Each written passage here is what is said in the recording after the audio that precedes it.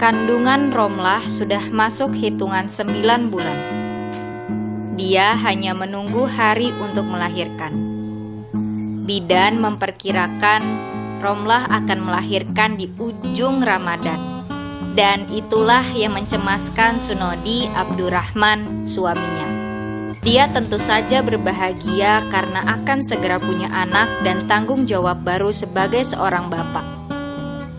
Yang dia khawatirkan adalah keselamatan istrinya saat melahirkan dan keselamatan calon anaknya. Pikirannya sering dipenuhi kecemasan yang bukan-bukan. Takut Romlah begini, takut bayi mereka begitu. Nodi memang mencintai istrinya. Jauh-jauh hari dia sudah mempersiapkan segala sesuatunya untuk menyongsong hari persalinan istrinya.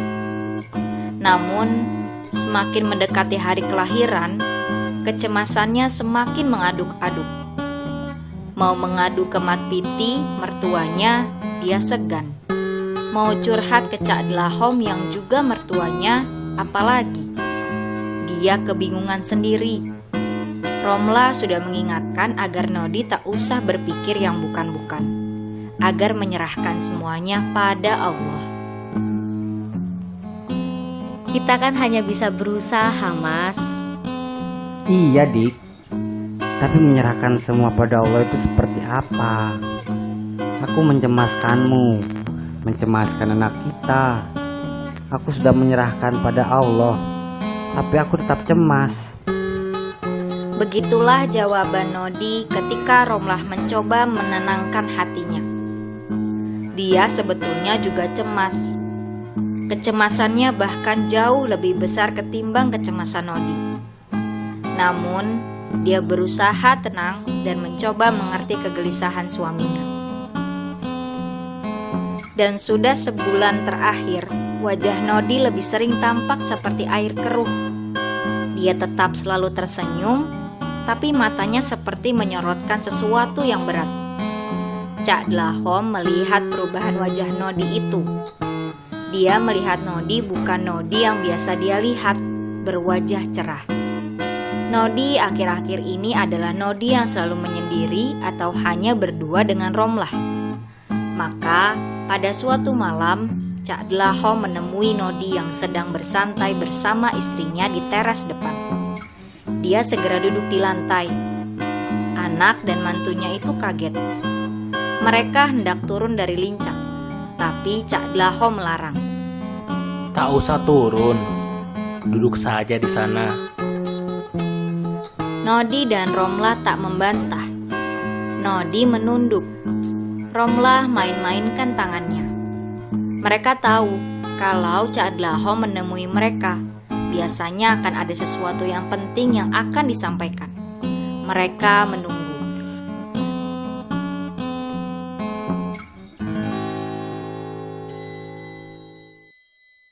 Not, Dalam, Cak. berapa lama kamu menikahi Romlah? Sudah setahun, Cak. Sudah setahun. Cak Dlahom menggumam mengulang jawaban Nodi. Suasana hening. Romlah dan Nodi menunduk. Apa yang memberatkan pikiranmu, Not? Nodi tak segera menjawab. Mertuanya bertanya tentang sesuatu yang selama ini ingin diutarakannya. Tapi kini dia justru kebingungan untuk menjawabnya. Dia mengambil napas dalam-dalam. Saya memikirkan Romlah dan calon anak kami, Cak. Apa yang kamu pikirkan? Keselamatan keduanya. Lalu, setelah kamu pikirkan, apakah kamu bisa menyelamatkan Romlah dan anakmu? Tentu tidak, Cak. Apa sore tadi kamu mandi, Not? Nodi tidak segera menjawab pertanyaan mertuanya itu. Tapi Cak Dlahom mengulang pertanyaannya. Sudah mandi, Not? Sudah, Cak.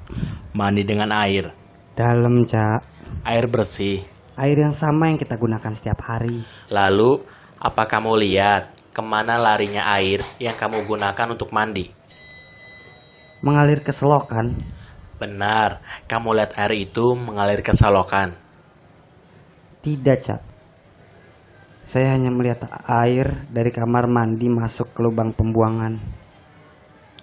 Mestinya kamu perhatikan kemana air bekas mandimu itu mengalir. Nodi tak menjawab. Romlah tak enak hati. Dia ingin menjawab, tak mungkin suaminya memperhatikan kemana air bekas mandinya mengalir. Karena itu artinya Nodi harus keluar kamar mandi sambil telanjang. Namun, Romlah juga diam saja. Dia tak ingin Cak Dlahom semakin aneh. Air mandimu air bersih. Dia membersihkanmu, membawa kencingmu, membawa semua kotoranmu masuk ke lubang pembuangan, lalu mengalir ke selokan. Di sana, airmu bertemu dengan air dari kamar mandi dan dapur dari rumah yang lain dengan membawa kotoran lain. Dari selokan mengalir ke kali yang agak besar, bertemu dengan air dari rumah-rumah lain dengan membawa kotoran lain yang lebih banyak. Dari kali yang agak besar mengalir ke sungai. Kotoran yang dibawa air bertambah banyak. Kayu, bangkai, ludah, darah, nanah, dan sebagainya. Di beberapa tempat, air sungai dibendung. Sebagian mengalir ke parit, mengalirkan air ke sawah, ke ladang, tapi air tetap dan terus mengalir.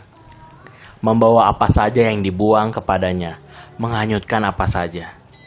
Cak Dlahom sebentar berhenti, seolah memberi kesempatan pada Nodi dan Romlah untuk mencerna yang diucapkan.